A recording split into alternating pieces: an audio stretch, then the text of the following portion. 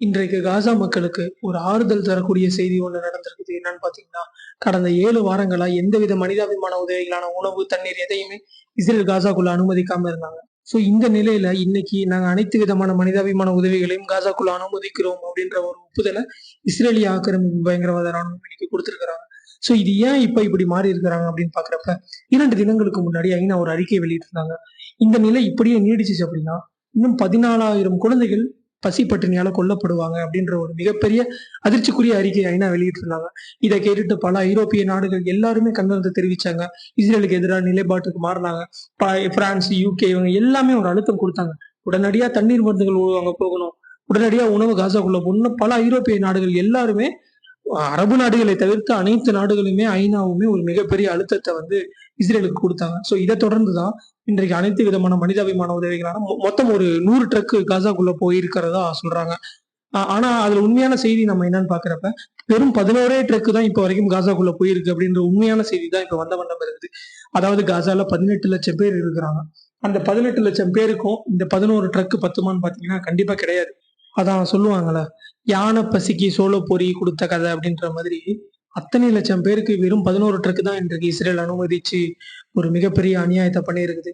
இது எப்படி போனாலும் எதுவுமே இல்லாததற்கு 7 வாரங்களா தண்ணீர், உணவுகள் எதுவுமே இல்லாததற்கு இன்றைக்கு அட்லீஸ்ட் ஒரு 11 ட்ரக்காவது போயிருக்குன்ற ஒரு செய்தி நம்மளுக்கு கொஞ்சம் மாறுதல் தரக்கூடிய செய்தியா இருக்குது.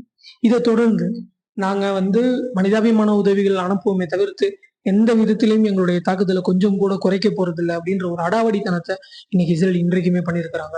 கடந்த 24 மணி நேரத்துல காசால கிட்டத்தட்ட 100 அப்பாவிகள் கொல்லப்பட்டிருக்கிறாங்க, ஷஹீதா இருக்கிறாங்க.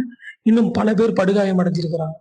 எந்தவித ஒரு சமரசமும் இல்லாம அங்க இருக்கிற அப்பாவி மக்களை தேடி தேடி தேடி தேடி ஒரு இன அழிப்பு செஞ்சுக்கிட்டு இருக்கிறாங்க.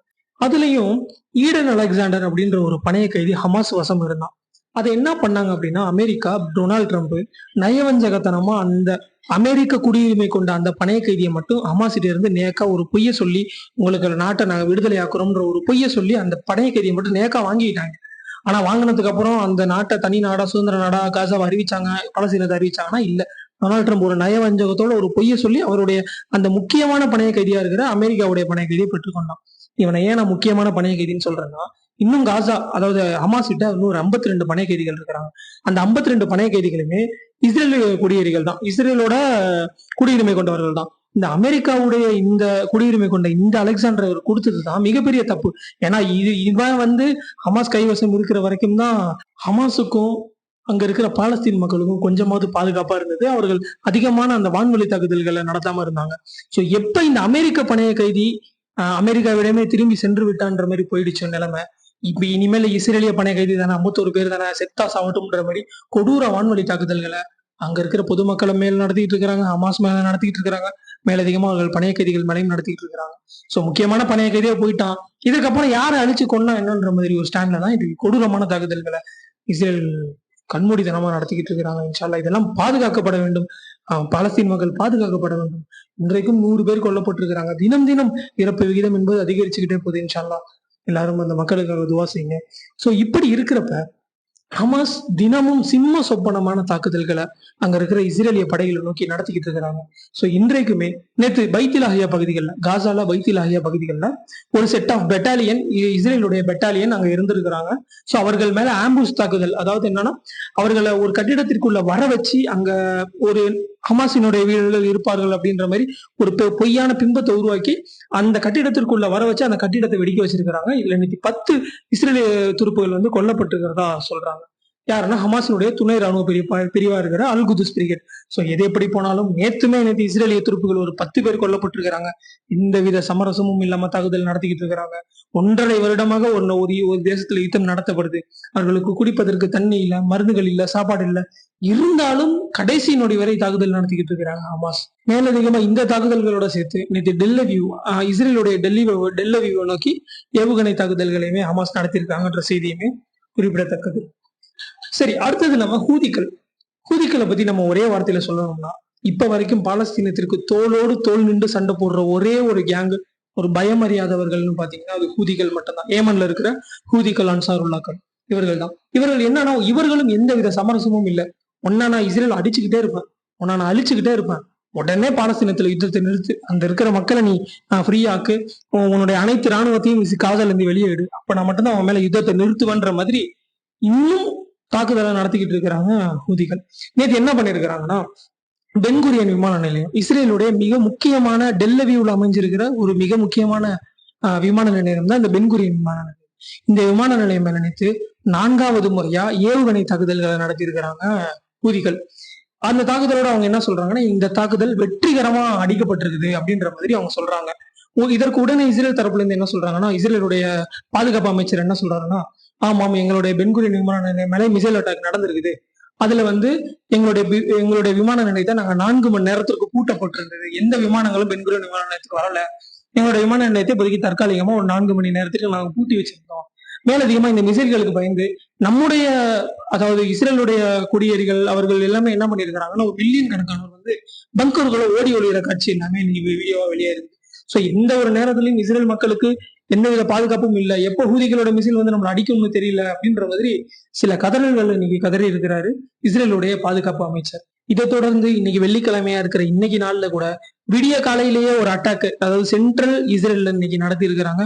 பெலஸ்டிக் மிசைல்களை யூஸ் பண்ணி சென்ட்ரல் இஸ்ரேல இன்னைக்கு தாக்கி இருக்கிறாங்க ஹூதிகள். சோ அவர்களும் எந்தவித சமரசமும் இல்லை, காசா மக்களுக்காக நாங்க இருக்கிறோம்ன்ற பல நாடுகள் கைவிட்டாலும், அரபு நாடுகள் கைவிட்டாலும் நாங்க இருக்கிறோம், எங்க மக்கள் இருக்கிறோம், அந்த மக்களை பாதுகாப்போம்னு அவர்களும் ஒரு சைடு இந்த போரை வெற்றிகரமா நடத்தி கொண்டு போயிட்டு இருக்கிறாங்கன்றதுதான் பார்க்க முடியுது. இதுல ஒரு விஷயம் இருக்கு. நம்ம உலகத்தையே ஆள்றதுன்னு பாத்தீங்கன்னா, நம்ம நாட்டு அரசாங்கங்களை தவிர்த்து ஒரு குறிப்பிட்ட ஒரு 20 ஐரோப்பிய நாடுகள் தான் நம்ம உலகத்தையே ஆண்டு கொண்டுட்டு இருக்கிறாங்க. பொருளாதாரத்திலையும் சரி, ஆயுதங்களிலும் சரி, எல்லா விஷயத்திலையுமே இந்த ஒரு 19 ஐரோப்பிய நாடுகள் தான் நம்ம உலகத்தையே ஆண்டுகிட்டு இருக்கிறாங்க. அப்படி இருக்கிற ஒரு 19 ஐரோப்பிய நாடுகள் இன்னைக்கு பாலஸ்தீன் பக்கம் சாஞ்சிருக்கிறாங்கன்றதுதான் இன்றைக்கு பாலஸ்தீன மக்களுக்கு எடுத்த ஒரு மிகப்பெரிய வெற்றியா இருக்குது. ஆல்ரெடி யூகே என்ன பண்ணிட்டாங்கன்னா, நான் எங்களுடைய ஆதரவு பாலஸ்தீனத்துக்கு தான், இனிமேல் இஸ்ரேலோட எந்த உறவும் வச்சுக்க மாட்டோம்னு யூகே, பிரிட்டன் அவங்க துண்டிச்சுட்டாங்க. பிரான்ஸ் ஆல்ரெடி சொல்லிட்டாரு, ஜூன் மாதம் கிட்ட நாங்க பாலஸ்தீன தனிநாடு அங்கீகரிக்க போறோம் அப்படின்ற மாதிரி சொல்லி இருக்கிறாரு. மேலதிகமா இஸ்ரேலை கூட்டு வான் பண்ணியிருக்கிறாரு, நீ யுத்தத்தை நிறுத்தி உடனே உணவு மருந்துகள் எல்லாத்தையுமே காசா மக்களுக்கு கொடு, இல்லைன்னா உன் மேல பொருளாதார தடை போட்டுருவோம்னு சொல்லிட்டு இமானுவல் மெக்ரான், பிரான்ஸோட அதிபர் இமானுவல் மெக்ரானும் இன்றைக்கு இஸ்ரேலை பிடிச்சி மிரட்டி வச்சிருக்கிறாரு. ஆஸ்திரேலியாவுமே நாங்கள் பல விதமான தடைகளை இஸ்ரேலுக்கு போட போறோம்ன்ற மாதிரி சொல்லியிருந்தாங்க. பெல்ஜியம் அவர்களும் இன்னைக்கு சொல்லியிருக்கிறாங்க, நாங்களும் இஸ்ரேல் மேல பல தடைகளை போட போறோம், உடனே யுத்தத்தை நிறுத்தல அப்படின்னு சொல்லி பொருளாதார தடைகளை கூட நாங்க போடுவோம் அப்படின்ற மாதிரி இன்னைக்கு மிரட்டி இருக்கிறாங்க. அப்புறம் கிரேக்கம் நாட்டினுடைய பிரதமர் அவருமே இன்னைக்கு சொல்லியிருக்கிறாரு, அங்க ஒரு திட்டமிட்ட ஜனசைட் நடந்துகிட்டு இருக்கு, இனஅழிப்பு நடந்துகிட்டு இருக்கு, உடனே அங்க யுத்தம் நிறுத்தப்படணும்னு சொல்லிட்டு. என்னன்னு பாத்தீங்கன்னா, எல்லா ஐரோப்பிய நாடுகளும் இங்க ஒண்ணு சேர்ந்துட்டாங்க. ஒண்ணு சேர்ந்து பாலஸ்தீன மக்களுக்காக குரல் கொடுத்துக்கிட்டு இருக்கிறாங்க. அங்க நடத்துறது இனஅழிப்பதான் இஸ்ரேல் நீ பண்ணிக்கிட்டு இருக்கிற. நீ யாரை அழிக்க போறோன்னு உள்ள போனியோ அதெல்லாம் நீ அழிக்கல, யார்களை மீட்க போறோன்னு உள்ள போய் பனைகைதிகளை மீட்க போறோன்னு உள்ள போனா அதெல்லாம் நீ மீட்கலாம் இல்ல. இத காரணமா வச்சு அங்க இருக்கிற மக்களை இனஅழிப்பு செஞ்சுக்கிட்டு இருக்கிற, அந்த நாட்டை அழிச்சுக்கிட்டு இருக்கிற, அந்த அழிச்சு இஸ்ரேலா பிடிக்க போறன்றதான் அவங்க எல்லாருமே தெளிவா சொல்றாங்க. இது முதல்ல நிப்பாட்டப்படணும்ன்ற வார்னிங்க எல்லா நாடுகளும் இன்னைக்கு செருப்பால் அடிச்ச மாதிரி இஸ்ரேல் சொல்லியிருக்கிறாங்க. சோ இப்ப இந்த எல்லா நாடுகளும் பாலஸ்தீன் பக்கம் சாயிறது ஒரு நல்ல விஷயம். என்னன்னு பாத்தீங்கன்னா, விரைவில் பாலஸ்தீனம் தனி நாடா எல்லா நாடுகளாலையும் அங்கீகரிக்கப்படும் என்பதுதான் பல வல்லுநர்களுடைய கருத்தா இருக்குது.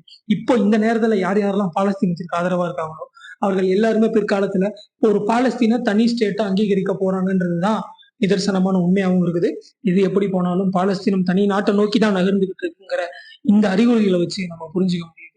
மேலதிகமா இன்னைக்கு நம்மளுடைய 3வது புனித தலமா இருக்கிற வெஸ்ட் பேங்க்ல இருக்கிற மஸ்ஜித் அல் அக்ஸா, இந்த மஸ்ஜித் அல் அக்ஸாக்குள்ள இன்றைக்குமே இஸ்ரேலிய குடியேறிகள்னு சொல்லுவாங்க, இஸ்ரேலிய குடியேறிகள், இஸ்ரேலிய செட்டிலர்ஸ் அப்படின்னு சொல்லுவாங்க. அவர்கள் என்னன்னா இந்த பாலஸ்தீன் மக்களோட இடங்களை பிடிச்சு அங்க தன்னுடைய வீடுகள் அமைச்சு வாழ்றவங்க. சோ அவர்கள் இன்னைக்கு என்ன பண்ணிருக்கிறாங்கன்னா, இஸ்ரேலுக்கு இந்த நம்மளுடைய 3வது புனித தலமா இருக்கிற மஸ்ஜித் அல் அக்ஸாவுல புகுந்து அவர்களுடைய வழிபாடு இருக்கிற தல்முதிக் அப்படின்ற ஒரு வழிபாட நம்மளுடைய பள்ளிவாசல் இன்னைக்கு பண்ணிருக்கிறானுங்க இஸ்ரேலிய குடியேறிகள். அவனுங்களுமே நாளுக்கு நாள் தினம் தினம் அநியாயம் பண்ணி கொண்டு போயிட்டு இருக்கானுங்க. சோ இன்ஷா அல்லாஹ் இவர்கள் எல்லாருமே அடக்கப்பட வேண்டும், ஒடுக்கப்பட வேண்டும். அனைத்து முஸ்லிம் அடிமை நாடுகளும் எல்லாம் ஒண்ணு சேர்ந்தாங்க, மக்களுக்காக போராட வேண்டும், குரல் கொடுக்க வேண்டும். இப்போ இல்லைன்னா எப்போதுமே இல்லை. இப்போ அந்த நிலத்தையும் அந்த நாட்டையும் மீட்கல அப்படின்னா என்னைக்குமே இல்லை, இஸ்ரேல் முழுங்கிரும் அந்த நாட்டை.